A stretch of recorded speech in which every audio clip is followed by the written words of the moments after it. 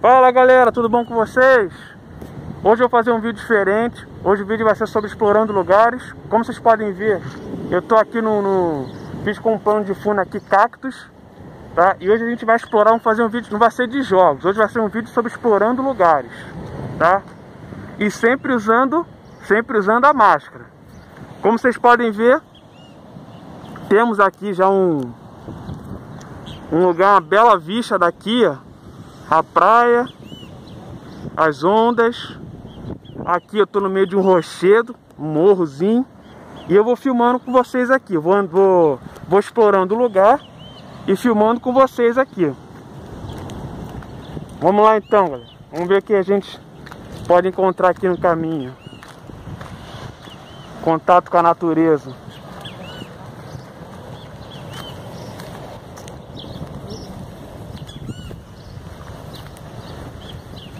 Como vocês podem ver, galera, tem um pouquinho de lixo aqui no meio do caminho, mas faz parte.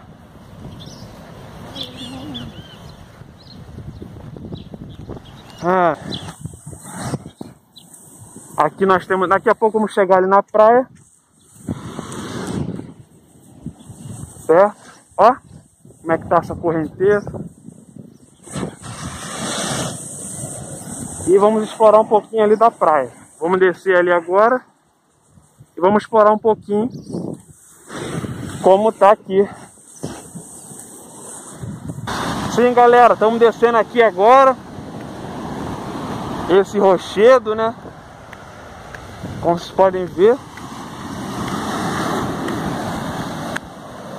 Vamos ficar aqui e cheguei. Finalmente cheguei aqui na praia.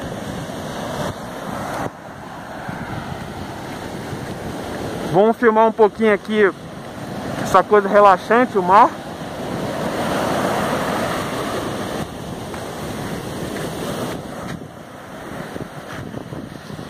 E vamos que vamos.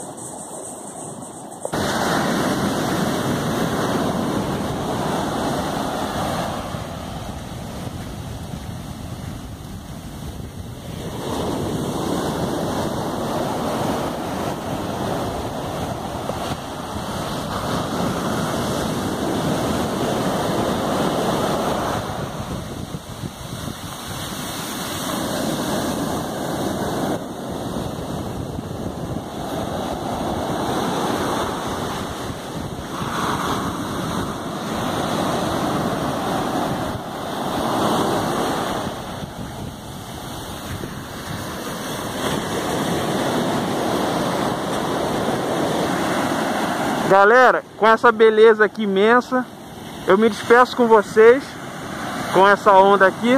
E aqui, como vocês podem ver, é a praia da Barra de Itapemirim.